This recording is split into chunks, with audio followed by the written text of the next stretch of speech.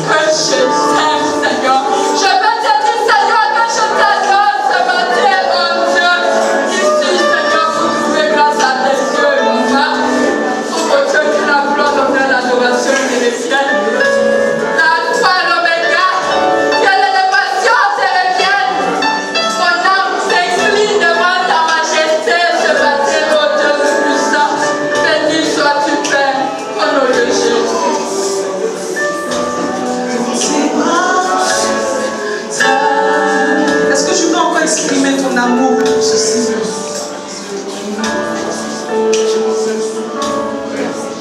Oh Seigneur, ça dépose la question, Seigneur Jésus-Christ, de savoir pourquoi, Seigneur, en t'adorant, nous élèverons nos mains vers toi. Ça dépose la question de savoir pourquoi, en t'adorant, nous nous inclinons. Ça dépose la question de savoir pourquoi, en t'adorant, nous nous mettons à terre, Seigneur. Ça dépose la question de savoir pourquoi, en t'adorant, nous nous mettons à genoux, Seigneur. Nous le faisons parce que nous sommes heureux de t'adorer. Nous le faisons parce que, Seigneur, nous sommes au choix de te rencontrer, Seigneur. Je le fais parce que mon cœur est dans la joie d'être dans ta présence, Seigneur Jésus-Christ. Ne regardons pas ma semaine, Seigneur. Quand je suis près de toi, Seigneur Jésus, mon cœur est réjoui. Et c'est cette réjouissance-là que je veux te donner aujourd'hui. Je veux t'être reconnaissant ce jour. Béni sois-tu, Seigneur. Béni sois-tu, Seigneur. Béni sois-tu, Seigneur. Ils ne peuvent pas savoir, le monde ne peut pas savoir la joie qui m'anime. Oh Dieu de gloire, mais tu as tellement fait pour moi, Seigneur. J'étais plus bas que terre, Seigneur. Mais tu m'as relevé. Je n'avais rien, Seigneur. Mais tu m'as tout donné.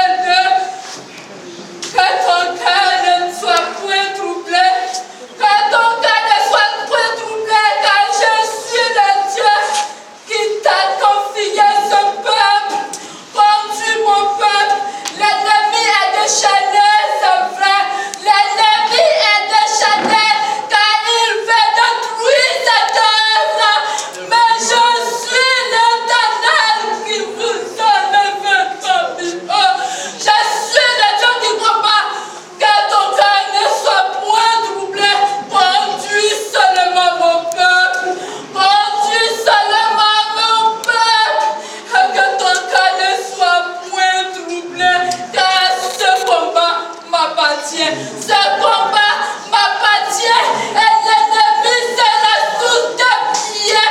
L'ennemi sera sous tes pieds. L'ennemi sera sous tes pieds. Conduis mon peuple. Alléluia. Alléluia. Amen. Est-ce qu'on peut acclamer ce Dieu?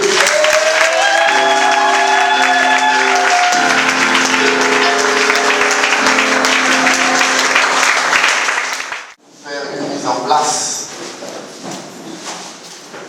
Je vais placer des choses qui vont me permettre de pouvoir faire passer le message que Dieu m'a donné. Super important. Le frère Blo, tu peux un peu te dépêcher, s'il te plaît, tu viens. Viens avec tout ce qu'il y a dedans.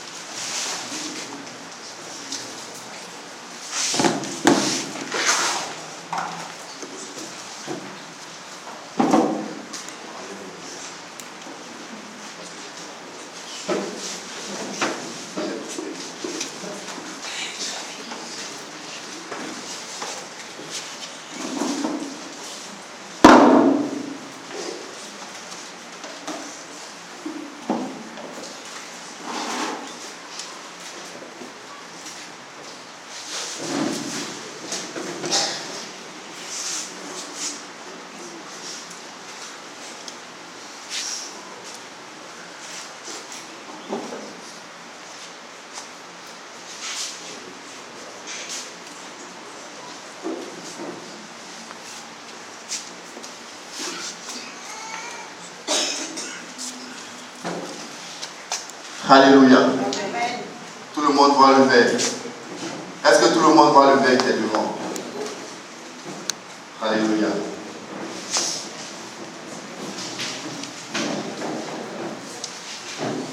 Avant de commencer cette prédication, je voudrais encore réitérer mes remerciements envers la servante de Dieu qui a eu confiance en moi et m'a programmé pour pouvoir délivrer cette parole.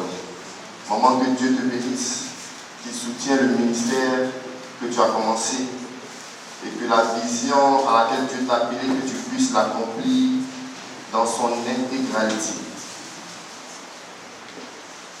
Gloire à Dieu. Gloire à Dieu. Amen. Gloire au Fils de l'homme. Amen. Au roi de la justice. Au prince de la vie. Gloire à toi. Toi qu'on appelle l'alpha et l'oméga. Gloire à toi. Toi qui m'as retiré du péché. Gloire soit rendue à ton nom.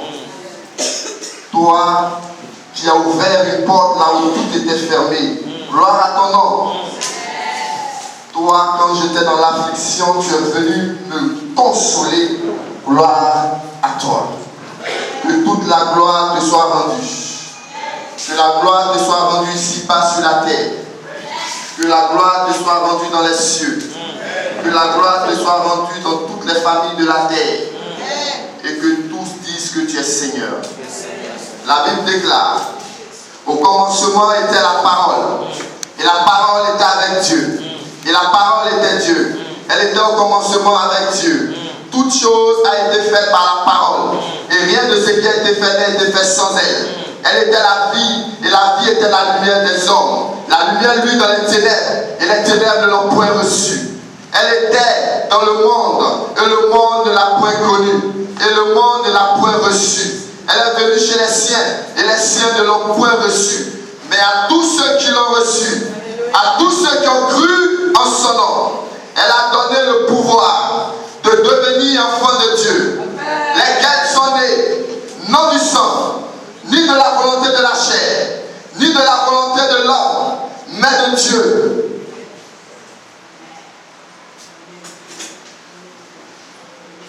Père, j'élève ton nom ce matin. La parole que tu m'as donnée est une parole qui est destinée à quelqu'un ce matin. Et cette personne doit changer de vie. Seigneur, tu connais cette personne. Elle est certainement une servante de Dieu. Elle est certainement un futur serviteur de Dieu.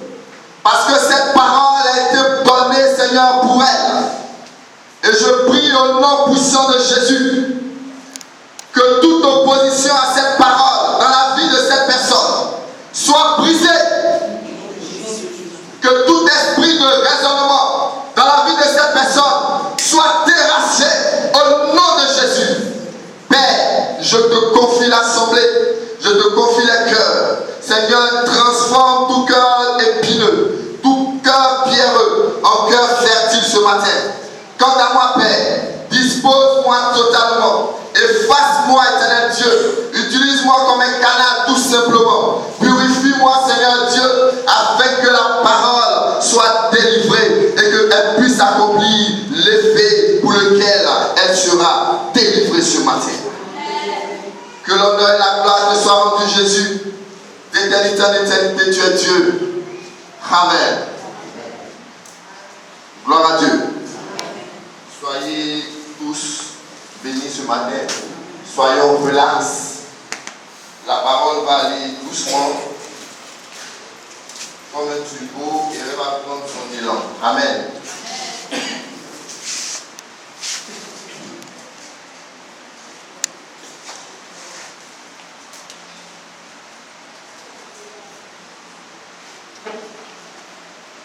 Le thème de mon message ce matin, c'est quelque chose que les chrétiens ont toujours posé comme question.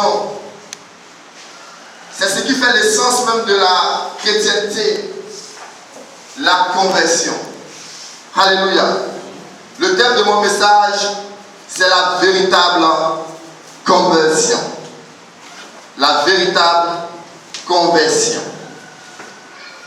Tiré du livre de Jean 1, verset 12 à 13, qui dit: mais à tous ceux qui l'ont reçu, à ceux qui ont cru en son nom, elle, qui est la lumière, elle, qui est la parole, elle, qui est Jésus, elle a donné le pouvoir de devenir enfants de Dieu, lesquels sont nés, non du sang, ni de la volonté de la chair, ni de la volonté de l'homme, mais de Dieu. Mais de Dieu. Et nous allons donner la définition de la conversion. La conversion, selon le dictionnaire biblique, elle est un changement complet d'orientation. C'est-à-dire quelqu'un qui allait dans une voie, décide de changer 180 degrés et regarder dans la voie opposée. Alléluia. C'est ça, la conversion. C'est une volte-face de l'être tout entier vers le Seigneur. C'est-à-dire l'être tout entier se retourne et regarde vers Dieu. Ne regarde plus ailleurs, mais regarde seulement à Dieu. Gloire à Dieu. Après avoir vu et entendu plusieurs choses concernant le comportement de plusieurs enfants de Dieu, de plusieurs fidèles, de plusieurs membres d'église, je suis venu à me poser la question: quelle est la véritable conversion?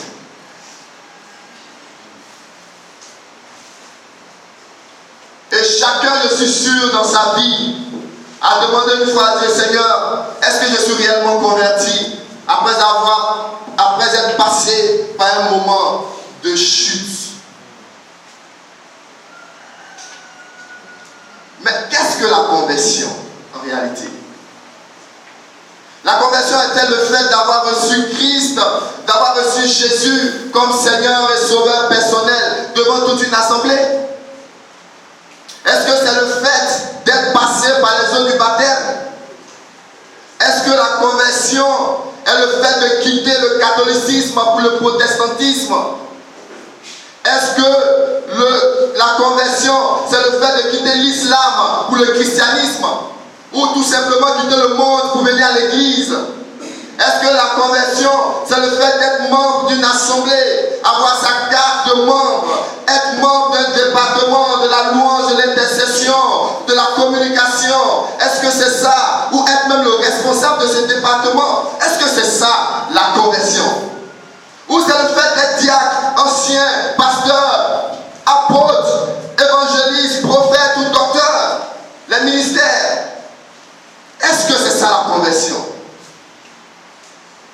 Parce que malgré tout ceci, nous voyons dans l'Église les comportements qui ne glorifient pas Dieu. Nous voyons cela.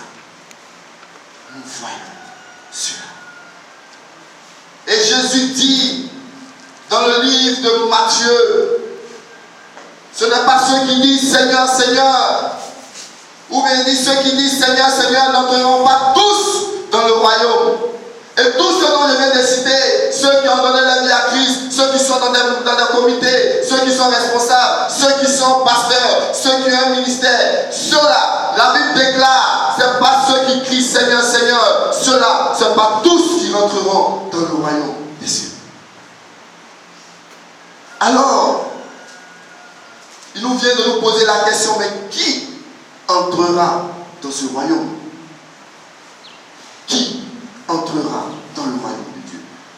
Et dans le même livre de Matthieu 7, verset 21, il a dit au départ, il a parlé de beaucoup de personnes, ceux qui disent Seigneur, Seigneur, n'entreront pas dans le royaume des cieux. En un mot, n'hériteront pas du royaume des cieux. Mais il dit, mais celui qui fait la volonté de mon Père qui est dans les cieux. Il vient au singulier. Il dit celui qui fait la volonté de mon Père qui est dans les cieux. Et celui qui fait la volonté de Dieu, c'est celui-là qui est réellement converti. Parce que la volonté de Dieu, c'est quoi? Dans Romains 12, ne vous conformez pas au siècle présent, mais laissez-vous transformer par le renouvellement de votre intelligence afin de vous discerniez. Telle est la volonté de Dieu. C'est un discernement. Il faut avoir l'esprit pour discerner. Et la volonté de Dieu, c'est ce qui est bon, agréable et parfait. Qui héritera? Qui entrera? Seul celui-là qui est réellement converti. Mais nous pouvons encore nous poser la question. La conversion est-elle immédiate? Elle est-elle soudaine dès que j'accepte le Seigneur? Ou la conversion est un processus graduel? C'est une question que nous nous posons. Est-ce que le jour où j'accepte le Seigneur, j'ai été automatiquement converti? Ou c'est à force de marcher selon la voie de Dieu que je reconnaîtrai que je suis réellement converti? Mais pour le savoir, pour voir si elle est immédiate ou si elle est graduelle, nous allons aller dans une étude comparative et nous allons voir le cas de Paul, le cas de Pierre, pardon. Nous allons voir le cas de l'apôtre Pierre, le père de l'Église, celui à qui Jésus a donné les clés de l'Église. Et cette comparaison, je l'ai intitulé les 12 étapes de la conversion de Pierre. Les 12 étapes de la conversion de Pierre. La Bible déclare dans Matthieu 4, verset 18, que Pierre était pêcheur, il pêchait les poissons. Et il était aussi pécheur, parce qu'il n'avait pas Christ. Et notre nature est une nature pécheresse. Nous naissons pécheurs de par notre nature pécheresse, par le péché adamique.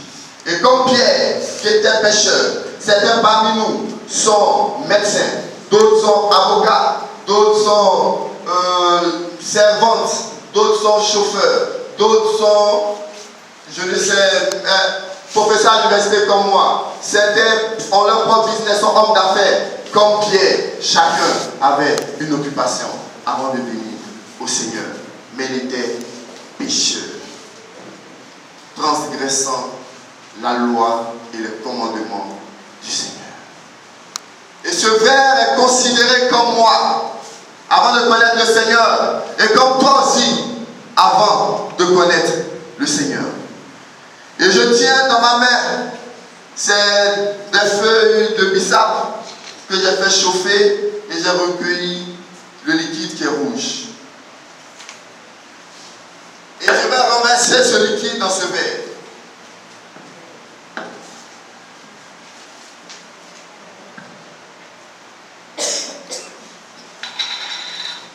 Et ce liquide va représenter le péché avec lequel nous naissons.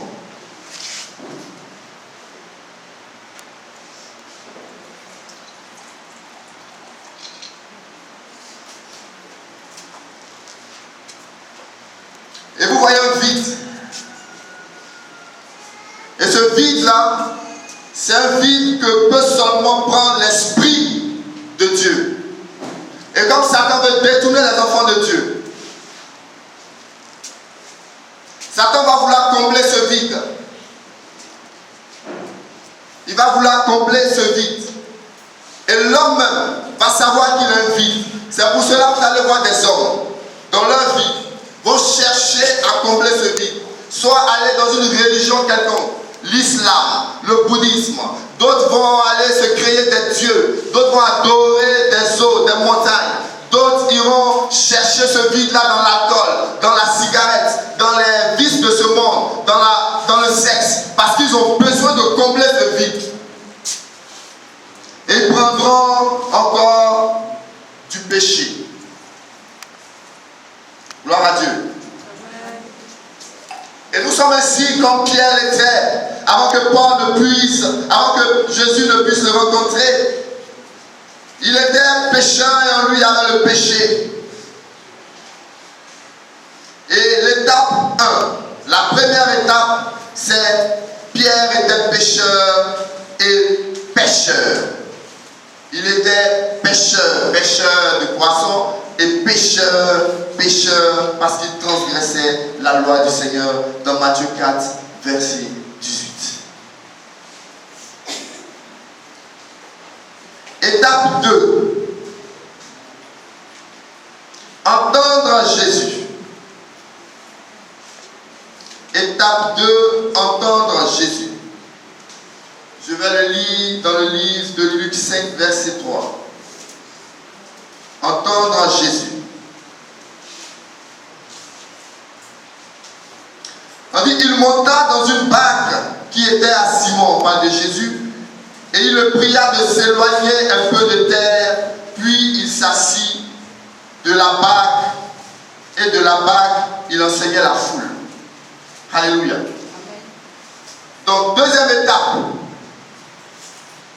Pierre va entendre Jésus. Il va entendre la parole. Et chacun de nous ici présents, avant de venir à l'église, nous avons entendu cette même parole. Certains l'ont entendu au travers d'un ami, d'autres l'ont entendu au travers d'un parent, d'autres l'ont entendu même venant à l'église par une invitation. D'autres l'ont entendu au travers des médias, la télé, la radio, l'internet. D'autres l'ont entendu eux-mêmes en lisant la Bible à la maison par curiosité. Et il y a eu diverses manières où chacun a entendu la parole. Et la Bible déclare que Jésus, qui est la parole, est venu dans la barque. Et dans la barque, Jésus a commencé à enseigner la foule. Et Pierre a entendu Jésus. Parce qu'après, quand Jésus va lui dire, allons en eau profonde et jette le filet, il va dire, maître. Il va dire, maître. C'est comme ça qu'il va appeler Jésus. S'il n'avait jamais entendu parler de Jésus, il ne saurait jamais que c'était le maître. Si Jésus n'était pas envoyé de Dieu, Pierre n'allait pas l'appeler maître. C'est parce que le maître, en enseignant la foule, la parole qui est sortie était une parole véridique, était une parole qui a produit du fruit, c'était une parole qui pouvait guérir les malades. pour être délivré. Et Pierre, voyant cela, a dit maître. Et le maître a dit, mes brebis entendent ma voix et me suivent. Donc, avant toute chose, nous entendons la voix du maître dans Jean 10, verset 26. Troisième étape, c'est la rencontre de la puissance de la parole. La rencontre de la puissance de la parole. Dans Luc 5, verset 4 à 7.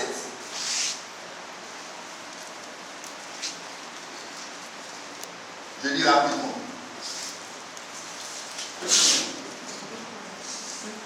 Lorsqu'il eut cessé de parler, il dit à Simon, avance en pleine eau et jetez vos filets pour pêcher. Simon lui répondit, maître, nous avons travaillé toute la nuit sans rien prendre, mais sur ta parole je jeterai le filet. L'ayant jeté, il prit une grande quantité de poissons et leur filet se rompait. Il fit signe à leurs compagnons qui étaient dans l'autre barque de venir les aider. Il vint et il remplit les deux barques au point qu'elles s'enfonçaient. Il entend la parole. Tout ce que c'est en train de dire comme étape, normalement, ce sont des points sur lesquels on peut s'appuyer, donnant un autre message. Mais je ne rentre pas dans la profondeur doctrinale de ces points. Et il va entendre la parole. Maintenant, la parole va lui dire, éloigne-toi un peu, va en pleine eau et jetez vos filets. Il va dire, maître, nous avons travaillé toute la nuit sans rien prendre. Parce qu'en tant que bon pêcheur, tous les grands pêcheurs pêchent la nuit. C'est la nuit qu'ils peuvent prendre beaucoup de poissons. Même quand vous regardez National Geographic, quand vous regardez ceux qui vont pêcher les crabes, ceux qui vont pêcher le poisson, c'est la nuit la plupart du temps qu'ils jettent, qu'ils recueillent. Parce que la nuit est calme et les poissons peuvent être pris facilement. Parce que la vitesse de propagation du son dans l'eau est plus rapide que dans les airs. Et le poisson, quand il est la nuit, on peut facilement le prendre parce qu'il y a moins de bruit autour. Et vous allez voir, même ceux qui vont pêcher la journée font tout pour ne pas faire de bruit. Gloire à Dieu. Donc à cette étape, il va jeter le filet et le filet va prendre une quantité de poisson qu'il n'a jamais prise auparavant. Et cette quantité de poisson, il va même appeler d'autres personnes à venir l'aider. On dit le filet même se rompait parce que la quantité était élevée, la quantité était trop pour ce filet et même ils vont remplir 2 bacs et les bacs même vont s'enfoncer dans l'eau. Alléluia. Donc tous, nous sommes venus à Christ aussi parce que nous avons vu un besoin que le monde ne pouvait pas résoudre et que Dieu a résolu. Et ce besoin pour Pierre, c'était d'avoir du poisson.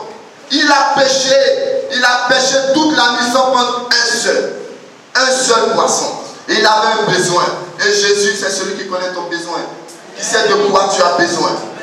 Et Jésus lui a dit, va en pleine eau et jette le filet. Alléluia. Donc certains sont venus ici à Christ parce qu'ils avaient besoin de travail et Dieu a résolu ce besoin. Ils étaient malades et Dieu les a guéris. Ils cherchaient un enfant, Dieu leur a donné cet enfant. Ils voulaient voyager, ils ont eu ce voyage. Certains cherchaient le mariage, ils ont eu le mariage. D'autres la résurrection, ils étaient morts et Dieu les a ressuscités. D'autres étaient pour la décantation d'un problème. Il y avait un blocage quelque part et Dieu a débloqué cette chose. D'autres étaient pour avoir la paix et Dieu leur a donné la paix. D'autres étaient pour la réussite et Dieu leur a donné cette réussite. Mais il y en a d'autres qui sont venus, c'est vrai. Dieu n'a pas répondu directement. Mais parce qu'ils ont vu la puissance de Dieu agir dans la vie d'un proche, ils ont été touchés par Dieu. Alléluia. Et il faut que la puissance, la manifestation de la parole de Dieu soit effective dans l'église, soit effective dans nos vies. Quand nous voulons parler d'évangélisation, d'aller toucher les âmes, ils doivent voir que la parole n'est pas un vain discours de la sagesse humaine, mais c'est une démonstration d'esprit et de force.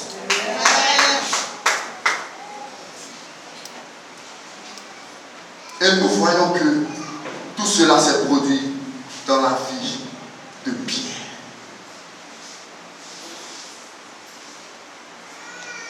Et les autres disciples, voyant cela, ont suivi Jésus.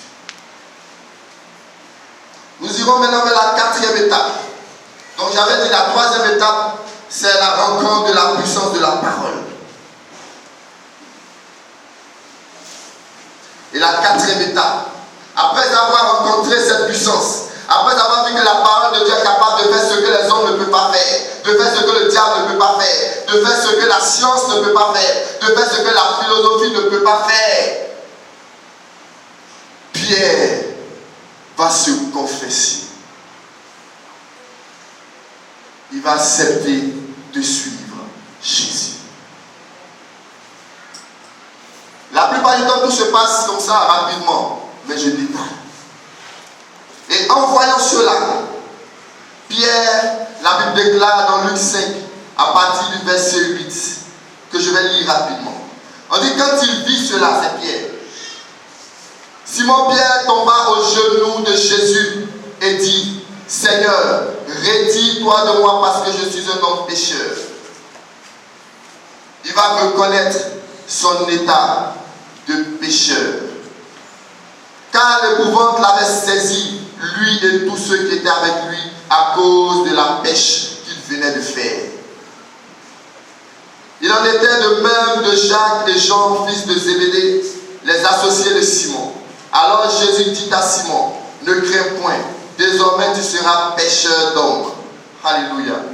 Désormais tu seras pêcheur d'hommes. Et ayant ramené les barques à terre, il laissait tout et suivit Jésus. Donc c'est après avoir vu la manifestation de la parole de Dieu que nous pouvons décider de suivre Christ, d'être chrétien, d'appartenir à une église. Si tu viens quelque part et on te dit ici que cela, non, mon Dieu peut te sauver, mon Dieu peut agir, mon Dieu peut faire, et tu es là, tu ne sens pas cela, tu ne ressens pas cela, comment vas-tu accepter ce Dieu? Et nous tous ici, quelque part, nous avons vu la puissance de Dieu agir dans nos vies, intérieurement ou extérieurement, avant d'accepter de suivre Christ, avant de devenir chrétien.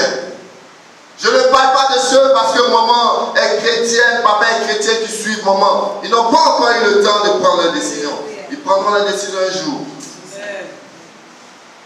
Donc c'est sous le choc et par émotion souvent que nous prenons la décision de suivre Jésus. Pierre était choqué de voir cela, il n'avait jamais vu. Et sous l'émotion, la Bible déclare que Pierre va accepter de suivre Jésus.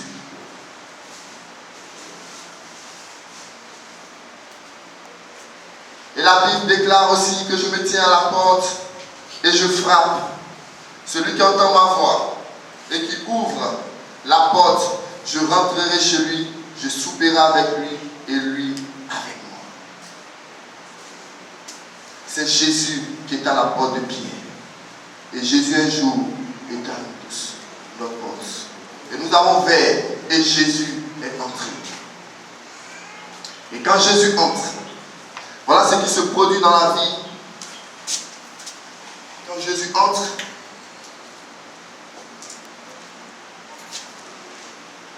ça c'est l'esprit. Une portion de l'esprit de Dieu va entrer dans ta vie. Mais le péché est encore là. C'est pour cela que vous allez voir ce genre de chrétiens qui, malgré qu'ils aient accepté Christ, ne vont pas encore renoncer à leur vie passée ils vont encore retourner à leur vomissure. S'ils ne suivent pas une vie fidèle à une assemblée de formation, vous les verrez en train de recommencer les choses et vous serez étonnés, malgré qu'il ait accepté Christ devant tout le monde à l'église. Ça, c'est sous l'émotion. C'est parce qu'il a vu la puissance de Dieu. Et quand le serviteur de Dieu a fait un appel, il est venu dans l'euphorie.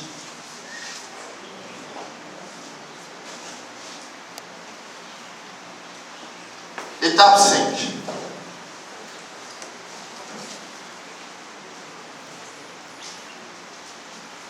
Et ce genre de chrétiens, quand ils restent à l'église, ils vont manifester des choses spirituelles. Ils vont manifester une certaine foi. Ils vont faire des choses. Et l'étape 5, c'est la manifestation de la foi de Pierre dans Matthieu 14, verset 22. Et la délivrance des âmes possédées dans Luc 10, verset 20. Je reprends. Étape 5. La manifestation d'une certaine foi et la délivrance des âmes possédées. Rappelez-vous que dans Matthieu 4, versets 22 à 23, Pierre va voir Jésus marchant